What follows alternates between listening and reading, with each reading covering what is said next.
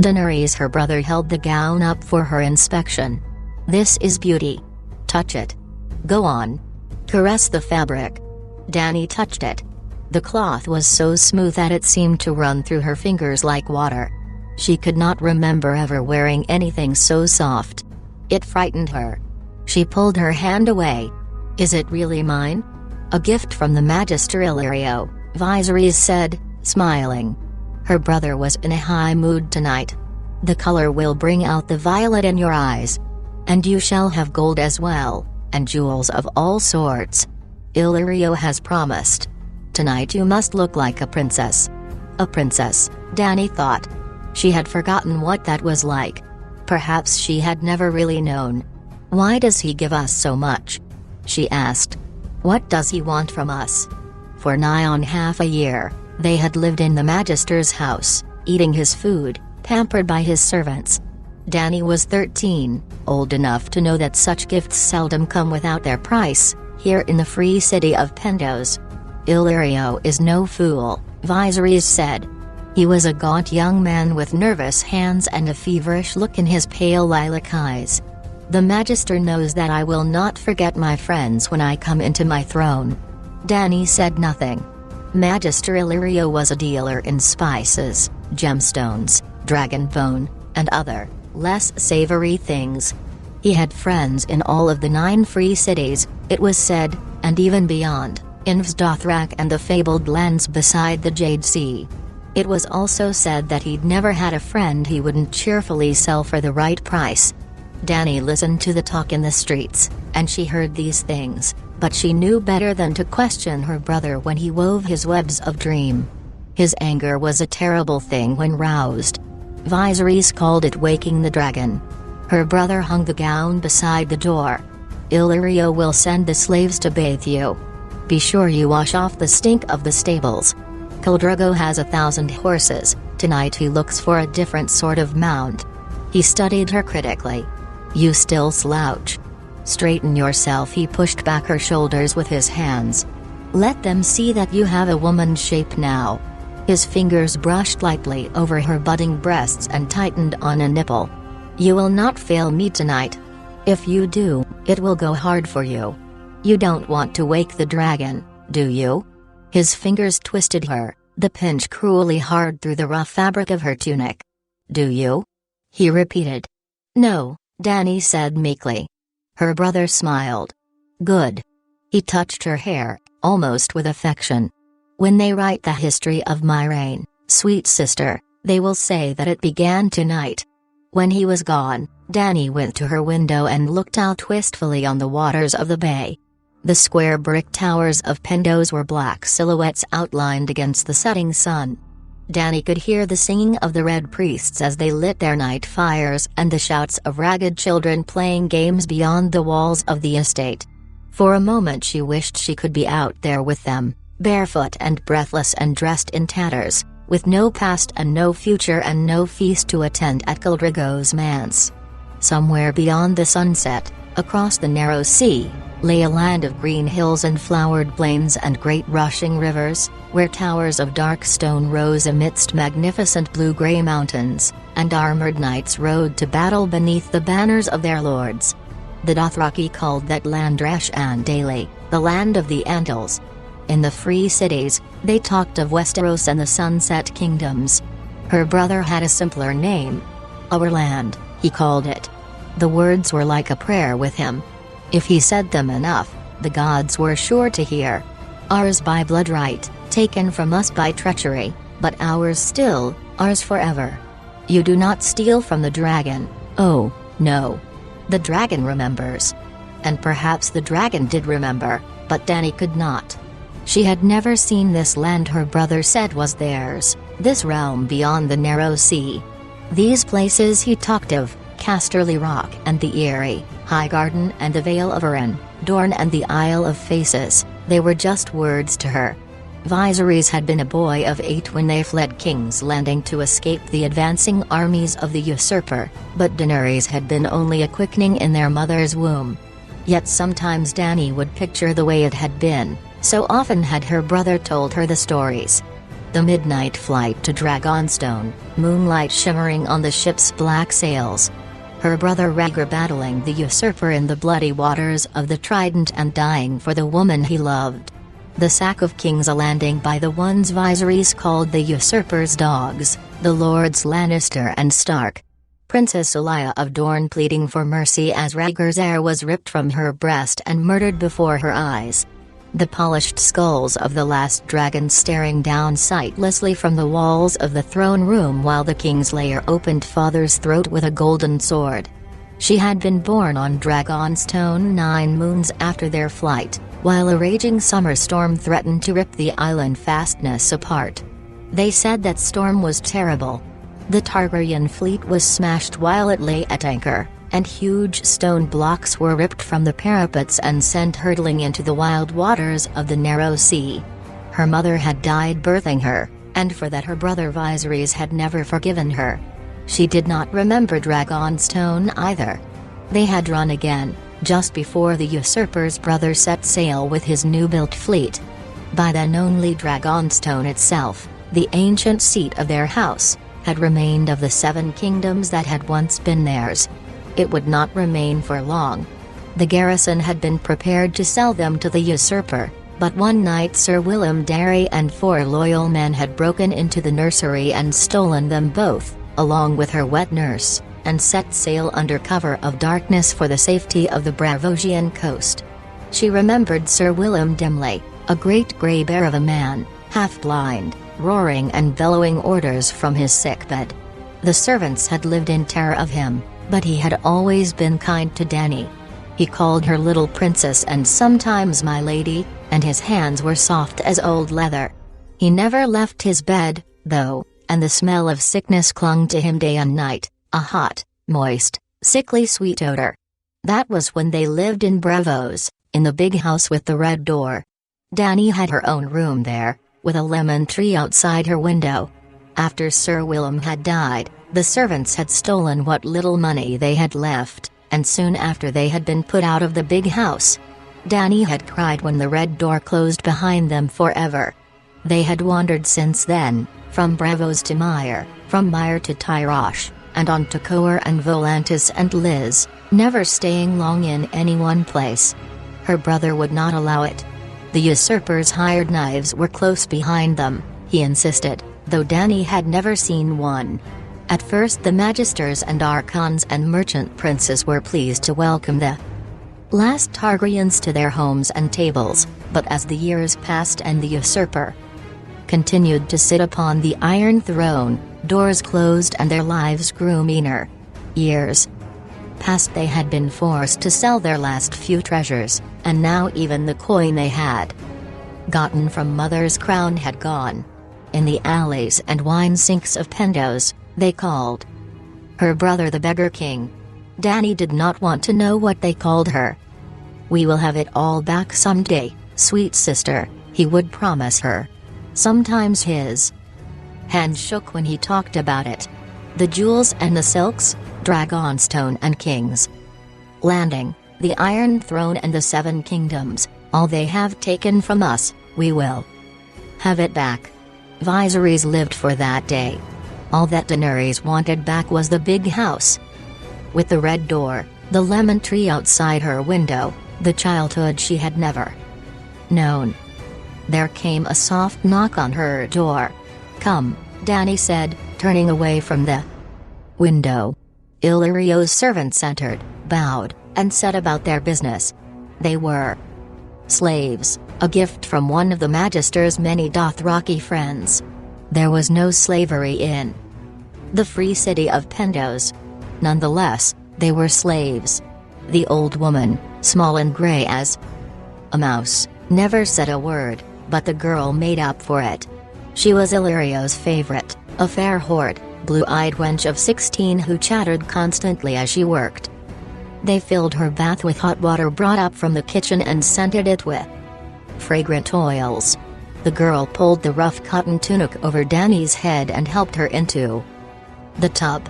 The water was scalding hot, but Daenerys did not flinch or cry out. She liked the heat.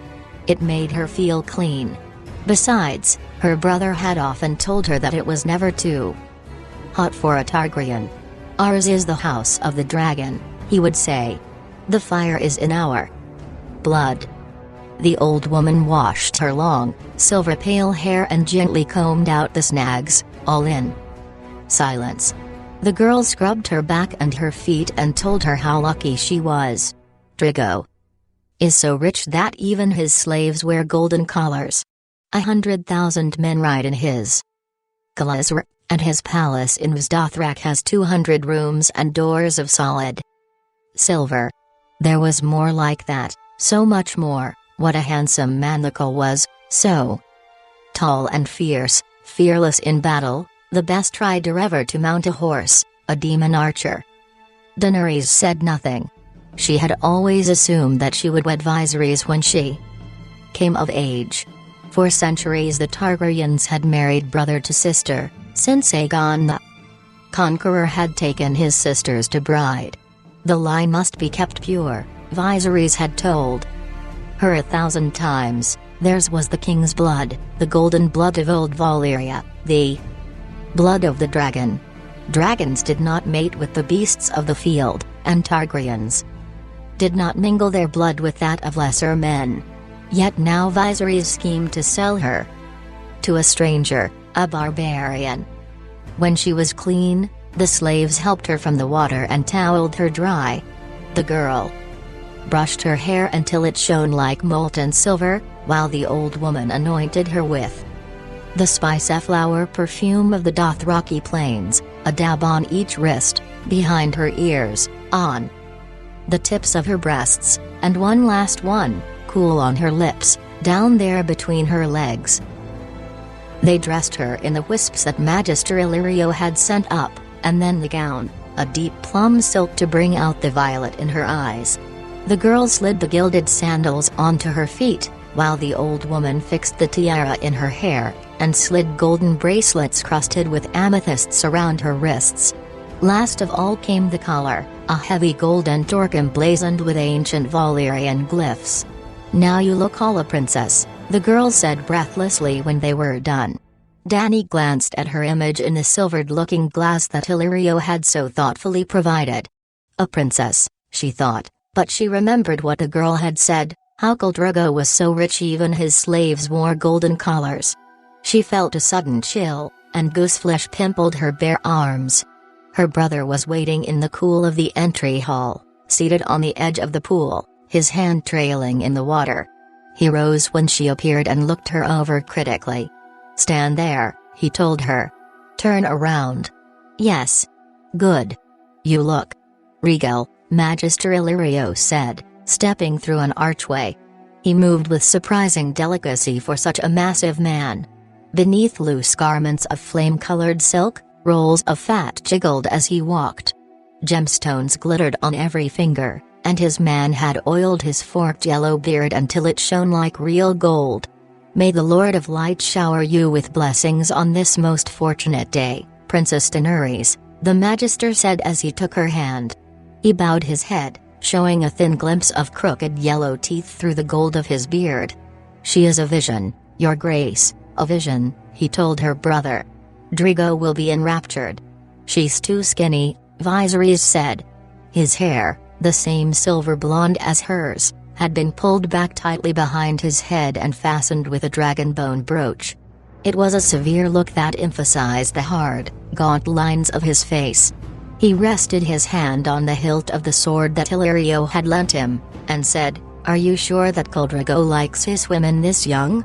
"She has had her blood. She is old enough for the Khal," Illyrio told him, "not for the first time. Look at her. That silver gold hair, those purple eyes. She is the blood of old Valyria, no doubt, no doubt. And highborn, daughter of the old king, sister to the new, she cannot fail to entrance our Drigo." When he released her hand, Daenerys found herself trembling. "I suppose," her brother said doubtfully. "The savages have queer tastes. Boys, horses, sheep. Best not suggest this to Khal Drogo," Illyrio said. Anger flashed in her brother's lilac eyes. "Do you take me for a fool?" The Magister bowed slightly. "I take you for a king. Kings lack the caution of common men. My apologies if I have given offense." He turned away and clapped his hands for his bearers. The streets of Pendos were pitch dark when they set out in Illyrio's elaborately carved palanquin. 2 servants went ahead to light their way, carrying ornate oil lanterns with panes of pale blue glass, while a dozen strong men hoisted the poles to their shoulders. It was warm and close inside behind the curtains. Dany could smell the stench of Illyrio's pallid flesh through his heavy perfumes. Her brother, sprawled out on his pillows beside her, never noticed. His mind was away across the narrow sea. "We won't need his whole Khalizr," Viserys said. His fingers toyed with the hilt of his borrowed blade, though Dany knew he had never used a sword in earnest. 10,000, that would be enough. I could sweep the 7 kingdoms with 10,000 Dothraki screamers. The realm will rise for its rightful king. Tyrell, Redwine, Darry, Greyjoy, they have no more love for the usurper than I do. The Dornishmen burn to avenge Elia and her children. And the small folk will be with us. They cry out for their king." He looked at Illyrio anxiously. "They do, don't they? They are your people, and they love you well," Magister Illyrio said amiably. "In holdfasts all across the realm, men lift secret toasts to your health while women sew dragon banners and hide them against the day of your return from across the water." He gave a massive shrug. "Or so my agents tell me." Dany had no agents, no way of knowing what anyone was doing or thinking across the narrow sea, but she mistrusted Illyrio's sweet words as she mistrusted everything about Illyrio. Her brother was nodding eagerly, however. "I shall kill the usurper myself," he promised, who had never killed anyone, as he killed my brother Rhaegar. "And Lannister too, the Kingslayer, for what he did to my father." "That would be most fitting," Magister Illyrio said. Dany saw the smallest hint of a smile playing around his full lips, but her brother did not notice. Nodding, he pushed back a curtain and stared off into the night, and Dany knew he was fighting the Battle of the Trident once again. The 9-towered manse of Caldrigo sat beside the waters of the bay, its high brick walls overgrown with pale ivy. It had been given to the Khal by the Magisters of Pendos, Illyrio told them. The free cities were always generous with the horse lords. "It is not that we fear these barbarians," Illyrio would explain with a smile. "The Lord of Light would hold our city walls against 1,000,000 Dothraki, or so the Red Priests promise. Yet why take chances, when their friendship comes so cheap?" Their palanquin was stopped at the gate, the curtains pulled roughly back by one of the house guards. He had the copper skin and dark almond eyes of a Dothraki, but his face was hairless and he wore the spiked bronze cap of the Unsullied. He looked them over coldly. Magister Illyrio growled something to him in the rough Dothraki tongue. The guardsman replied in the same voice and waved them through the gates. Dany noticed that her brother's hand was clenched tightly around the hilt of his borrowed sword. He looked almost as frightened as she felt. "Insolent eunuch," Viserys muttered as the palanquin lurched up toward the manse. Magister Illyrio's words were honey. "Many important men will be at the feast tonight. Such men have enemies. The Khal must protect his guests, yourself chief among them, your grace. No doubt the usurper would pay well for your head." "Oh, yes," Viserys said darkly. "He has tried, Illyrio, I promise you that. His hired knives follow us everywhere. I am the last dragon, and he will not sleep easy while I live." The palanquin slowed and stopped. The curtains were thrown back, and a slave offered a hand to help Daenerys out. His collar, she noted, was ordinary bronze. Her brother followed, one hand still clenched hard around his sword hilt. It took 2 strong men to get Magister Illyrio back on his feet. Inside the manse, the air was heavy with the scent of spices, pinch fire and sweet lemon and cinnamon. They were escorted across the entry hall, where a mosaic of colored glass depicted the doom of Valyria. Oil burned in black iron lanterns all along the walls. Beneath an arch of twining stone leaves, a eunuch sang "They're coming." Viserys of the House Targaryen, the third of his name, he called in a high, sweet voice, King of the Andals and the Rhoynar and the First Men, Lord of the Seven Kingdoms and Protector of the Realm. His sister, Daenerys Stormborn, Princess of Dragonstone. His honorable host, Illyrio Mipitus, Magister of the Free City of Pentos. They stepped past the eunuch into a pillared courtyard overgrown in pale ivy. Moonlight painted the leaves in shades of bone and silver as the guests drifted among them. Many were Dothraki horselords, big men with red-brown skin, their drooping mustachios bound in metal rings, their black hair oiled and braided and hung with bells. Yet among them moved bravos and sellswords from Pentos and Myra and Tyrosh, a red priest even fatter than Illyrio, hairy men from the port of Ben, and lords from the Summer Isles with skin as black as ebony. Daenerys looked at them all in wonder. And realized, with a sudden start of fear, that she was the only woman there. Illyrio whispered to them. "Those three are Drogo's blood riders, there," he said. "By the pillar is Colmoro, with his son Rygro. The man with the green beard is brother to the Archon of Tyrosh, and the man behind him is Ser Jorah Mormont." The last name caught Daenerys. An alternate? No less. Illyrio smiled through his beard. Anointed with the 7 oils by the High Septon himself. "What is he doing here?" she blurted. "The usurper wanted his head," Illyrio told them. "Some trifling affront. He sold some poachers to a Tyroshi slaver instead of giving them to the Night's Watch. Absurd law. A man should be able to do as he likes with his own chattel." "I shall wish to speak with Ser Jorah before the night is done," her brother said. Dany found herself looking at the knight curiously. He was an older man, past 40 and balding, but still strong and fit. Instead of silks and cottons, he wore wool and leather. His tunic was a dark green, embroidered with a likeness of a black bear standing on 2 legs. She was still looking at this strange man from the homeland she had never known when Magister Illyrio placed a moist hand on her bare shoulder. "Over there, sweet princess," he whispered, "there is the Khal himself." Dany wanted to run and hide, but her brother was looking at her, and if she displeased him she knew she would wake the dragon. Anxiously, she turned and looked at the man Viserys hoped would ask to wed her before the night was done. The slave girl had not been far wrong, she thought. Khal Drogo was a head taller than the tallest man in the room, yet somehow light on his feet, as graceful as the panther in Illyrio's menagerie. He was younger than she'd thought, no more than 30.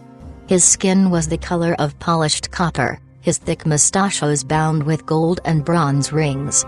"I must go and make my submissions," Magister Illyrio said. "Wait here. I shall bring him to you."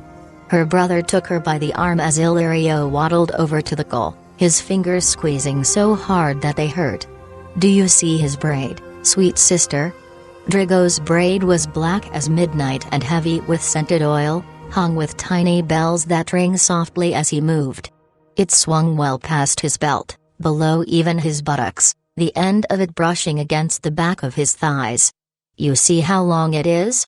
Viserys said. "When Dothraki are defeated in combat, they cut off their braids in disgrace, so the world will know their shame.